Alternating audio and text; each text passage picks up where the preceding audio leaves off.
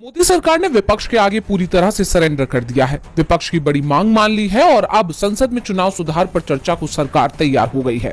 9 दिसंबर को electoral reforms यानी चुनावी सुधारों पर 10 घंटे बहस होगी। इससे पहले 8 दिसंबर को वंदे मातरम पर चर्चा होगी।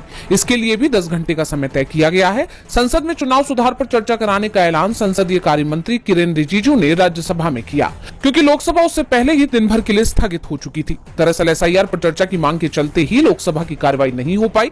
कांग्रेस नेता सोनिया गांधी और पार्टी अध्यक्ष मल्लिकार्जुन खड़गे, प्रियंका गांधी सहित तमाम विपक्षी सांसदों ने संसद परिसर में एसआईआर के खिलाफ विरोध प्रदर्शन किया। एसआईआर वापस लो और प्रधानमंत्री सदन में आओ के नारे लगे तो लोकसभा में वोट चोर गद्दी छोड़ के नारे भी गूंजे। विपक्ष एसआईआर पर चर्चा की मांग पर अड़ा रहा तो संसदीय कार्य मंत्री किरेन रिजिजू इसे विपक्ष की ब्लैकमेलिंग बता रहे थे।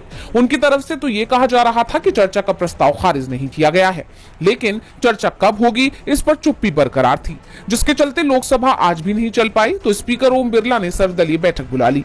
मामला हाथ से पूरी तरह से निकलता देख मोदी ने विपक्ष के आगे सरेंडर कर दिया और चुनाव सुधार पर चर्चा की डिमांड को स्वीकार कर लिया। इसे लेकर संसद की कार्य मंत्रणा समिति की बैठक भी हुई। बैठक के बाद लोकसभा में कांग्रेस के मुख्य सचेतक कोडिकुनिल सुरेश ने कहा कि 9 और 10 दिसंबर को चुनाव सुधारों पर चर्चा होगी। जरूरत पड़ने पर समय बढ़ाया जा सकता है। इस बीच राज्यसभा में मणिपुर जीएसटी बिल को ध्वनि मत से पास कर दिया गया। लोकसभा पहले ही इसे पास कर चुकी है। डिपार्टमेंट ऑफ टेलीकम्युनिकेशंस ने मोबाइल बनाने वाली कंपनियों को निर्देश दिया है कि वो आगे आने वाले अपने सभी मोबाइल फोन में संचार साथी ऐप पूरी इंस्टॉल करें। साथ ही स्मार्टफोन निर्माता इस बात को सुनिश्चित करे कि ऐप को ना तो डीएक्टिवेट किया जाएगा और ना ही इस पर किसी भी तरह की पाबंदियां लगे। सरकार के इस फैसले पर विपक्ष ने कड़ा विरोध जताया। कांग्रेस सांसद प्रियंका गांधी ने कहा कि ये एक जासूसी ऐप है, ये मजाकिया है। नागरिकों को प्राइवेसी का अधिकार है। हर किसी को बिना सरकार की नजर के परिवार, दोस्तों को मैसेज भेजने की प्राइवेसी का अधिकार होना चाहिए। सरकार देश को हर तरह से तानाशाही में बदल रही है। फ्रॉड की रिपोर्ट करने के लिए एक असरदार सिस्टम होना चाहिए। साइबर सिक्योरिटी की जरूरत है, लेकिन इसका मतलब ये नहीं है कि ये आपको हर नागरिक के टेलीफोन में जाने का बहाना दे। मुझे नहीं लगता कि कोई भी नागरिक इससे खुश होगा। वहीं झारखंड मुक्ति मोर्चा ने इस ऐप को लेकर एक्स पर लिखा कि अब हमने संचार साथी ऐप की परमिशंस देखी, सच में ये डरावनी है। उम्मीद है कि बाबूलाल मरांडी इस पर कुछ बोलने का साहस दिखाएंगे। ये ऐप हमारी कितनी पर्सनल चीजों तक पहुंच मांग रहा है, जरा खुद समझे आप। कैमरा मतलब फोटो और वीडियो तक सीधा एक्सेस, किसी भी वक्त कैमरा यूज हो सकता है। कॉल लॉग्स, आपने किसे कब कितनी देर कॉल किया सब रिकॉर्ड। टेलीफोन इन्फो, आपका फोन, IMEI नेटवर्क, पूरी पहचान इनके पास। SMS, आपके OTP, बैंक मैसेज, निजी चैट तक पढ़ सकता है। खुद SMS भेज भी सकता है। स्टोरेज, आपकी फोटो, फाइलें, डॉक्यूमेंट सब देख भी सकता है, डिलीट भी कर सकता है। Network access, internet notifications, background में चलना, सब कुछ कंट्रोल। सवाल यह है कि भाजपा की सरकारी सेवा ऐप को हमारी इतनी प्राइवेट चीजों की जरूरत क्यों है?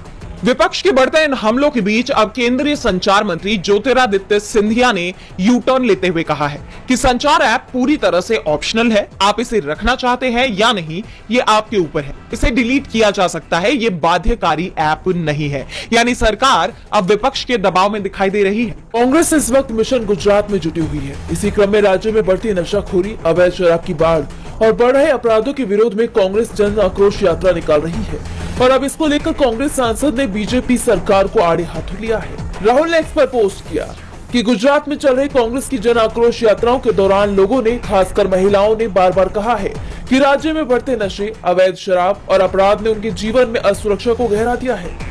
गुजरात महात्मा गांधी और सरदार पटेल की वो धरती है जहां सत्य, नैतिकता और न्याय की परंपरा रही है, मगर पिछले कुछ सालों से प्रदेश के युवाओं का भविष्य ड्रग्स और अपराध की अंधेरी दुनिया की तरफ धकेला जा रहा है।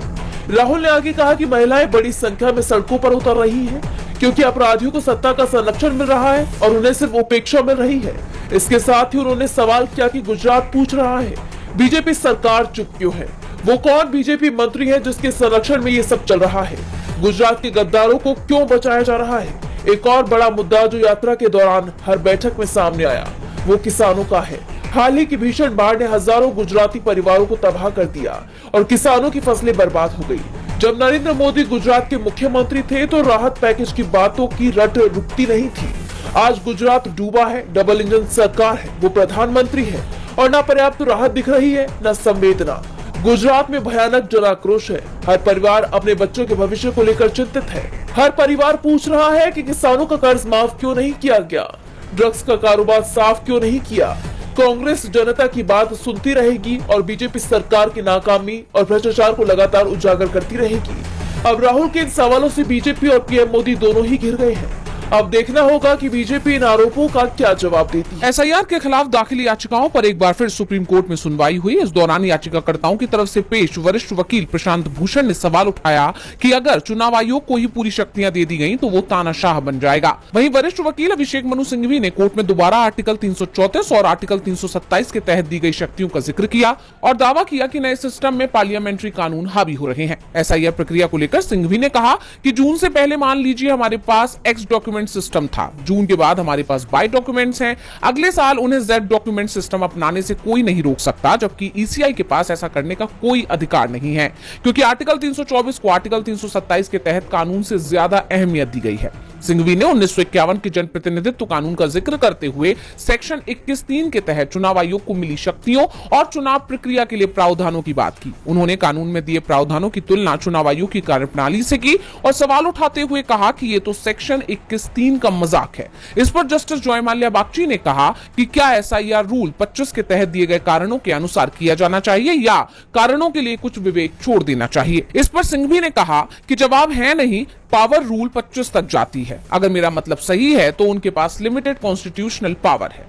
उन्होंने एसआईआर प्रक्रिया को लेकर चुनाव आयोग पर तंज कसते हुए आगे कहा कि अगर मुझे ईसीआई की लेफ्ट हैंडेड तारीफ करनी है तो ये उनकी क्रिएशन है। 75 साल में किसी ने इस तरह की सोच के बारे में नहीं सोचा। आप ऐसी पावर का इस्तेमाल कर रहे हैं जो है ही नहीं या किसी और चीज का या बिल्कुल अलग चीज के लिए।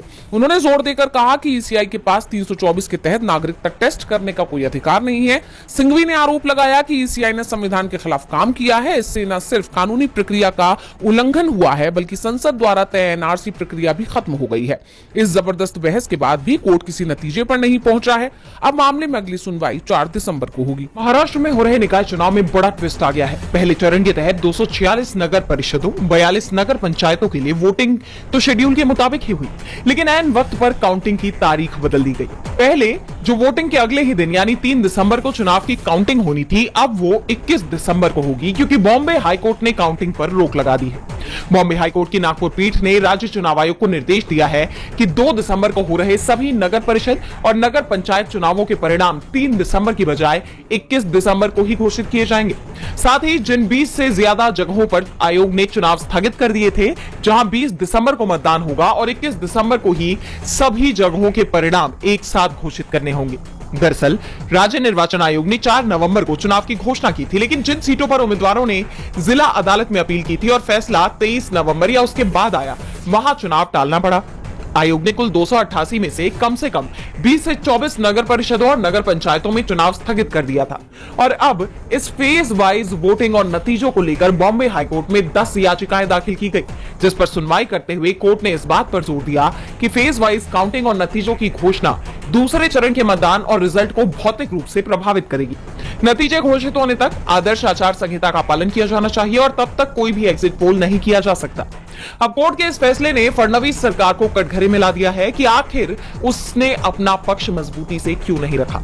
विपक्ष का दावा है कि सरकार की तरफ से पूरी कोशिश की गई नतीजों में देरी की। उन्होंने सरकार की मंशा पर सवाल उठाते हुए इस गैप में वोटों में धांधली की आशंका जताई है, क्योंकि पहले चरण में भी वोटिंग ईवीएम से ही हुई है और ईवीएम में धांधली के आरोप तो 2024 के लोकसभा चुनाव से ही लग रहे हैं। ऐसे में कोर्ट के इस फैसले ने एक बार फिर महायुति सरकार को विपक्ष के निशाने पर ला दिया। दिल्ली हिंसा मामले में आरोपी उमर खालिद, शर्जील इमाम समेत अन्य की जमानत याचिका पर सुनवाई के दौरान सुप्रीम कोर्ट में कई मुद्दों पर बहस हुई। सुनवाई शुरू होते ही शर्जील की तरफ से पेश वकील सिद्धार्थ दवे ने कहा कि पहली बात जो मैं कहना चाहूंगा, मैं टेररिस्ट नहीं हूं जैसा कि रेस्पोंडेंट ने मुझे कहा है, मैं एंटी नेशनल नहीं हूं जैसा कि स्टेट ने कहा है, मैं इस देश का नागरिक हूं, जन्म से नागरिक हूं, मुझे अब तक किसी भी जुर्म के लिए दोषी नहीं ठहराया गया, लेकिन मुझे इंटेलेक्चुअल टेररिस्ट का लेबल दिया जा रहा है। इस तरह का लेबल गहरी तकलीफ देता है और बेगुनाह साबित होने के मौके को भी खत्म कर देता है।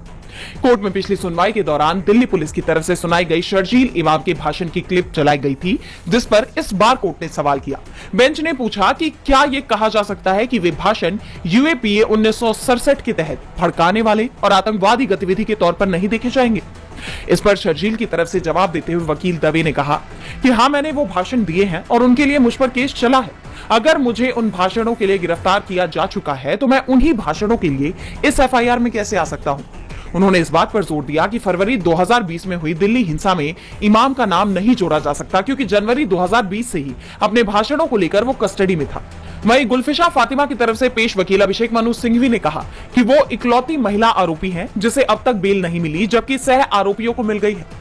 उन्होंने दिल्ली पुलिस की तरफ से पेश किए गए रूटीन चेंज के दावों को भी कोर्ट का माइंड डाइवर्ट करने के लिए पेश किया गया नैरेटिव बताया। इसके अलावा उमर खालिद की तरफ से पेश वकील कपिल सिब्बल ने अपनी दलीलें देते हुए कहा कि हिंसा के वक्त वो दिल्ली में ही नहीं था। उन्होंने किसान आंदोलन का जिक्र करते हुए चक्का जाम और रेल रोको जैसे विरोध प्रदर्शन पर कहा कि भारत में लोकप्रिय आंदोलनों के दौरान ये बहुत आम है, और अगर वे कानून के सख्त दायरे से बाहर भी हैं तो भी उन्हें यूएपीए के तहत आतंकवादी काम नहीं कहा जा सकता। मामले में अगली सुनवाई अगले दिन यानी 3 दिसंबर को भी जारी रहेगी। बिहार विधानसभा में स्पीकर पद पर बीजेपी ने बाजी मार ली है। बीजेपी विधायक प्रेम कुमार निर्विरोध स्पीकर चुन लिए गए हैं। इस दौरान विशेष सत्र में ऐसा नजारा देखने को मिला जिसने कठोर राजनीति की दीवारों के बीच भी रिश्तों की गर्माहट की झलक दिखा दी। नीतीश कुमार ने प्रेम कुमार को उनके आसन पर बैठने से रोक दिया, जिसकी चर्चा जोरों पर है। दरअसल परंपरा के मुताबिक नवनिर्वाचित स्पीकर प्रेम कुमार आसन पर बैठ ही रहे थे कि सीएम नीतीश ने प्रेम कुमार को आसन पर बैठने से अचानक रोक दिया। सीएम ने हल्के संकेत के साथ कहा, अरे रुकिए, वो भी सिर्फ इसलिए कि नेता प्रतिपक्ष तेजस्वी यादव भी साथ शामिल हो सके। इसके बाद सीएम नीतीश कुमार और नेता प्रतिपक्ष तेजस्वी यादव ने मिलकर उन्हें अध्यक्ष की कुर्सी तक पहुंचाया, जिसके बाद सदन में मौजूद विधायकों ने जय श्री राम के नारे लगाए।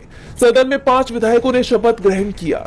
इस दौरान पूर्व उप मुख्यमंत्री तेजस्वी यादव ने अध्यक्ष को बधाई दी और कहा कि आपसे यही उम्मीद रहेगी कि आप सत्ता पक्ष के साथ विपक्ष को भी साथ लेकर चलेंगे। आप निष्पक्ष होकर नियमावली के साथ आप अपनी जिम्मेदारियों को निभाएंगे। आपने हमेशा से जनता की आवाज उठाई है। आपने मंत्री और विरोधी दल के नेता के रूप में भी काम किया है। तेजस्वी ने उम्मीद जताई कि स्पीकर निष्पक्ष रहेंगे, लेकिन जिस तरह से नीतीश कुमार तेजस्वी को लेकर नरम रुख अपना रही हैं, उसकी चर्चा जोरों पर है। राजनीतिक मतभेदों और बदलते समीकरणों के बीच नीतीश का तेजस्वी को लेकर यह रवैया कई बड़े संकेत दे रहा है। हाल ही में देखा गया था कि बीजेपी और जेडीयू आमने सामने थे। पहले बीजेपी ने नीतीश कुमार से गृह विभाग छीन लिया और अब अध्यक्ष पद भी बीजेपी के खाते में गया है, जिससे सरकार में बीजेपी की हिस्सेदारी बढ़ गई है। मंत्रियों की संख्या से लेकर विभागों के बंटवारे तक में बीजेपी का दबदबा देखा जा रहा है, जो नीतीश के लिए चिंता का विषय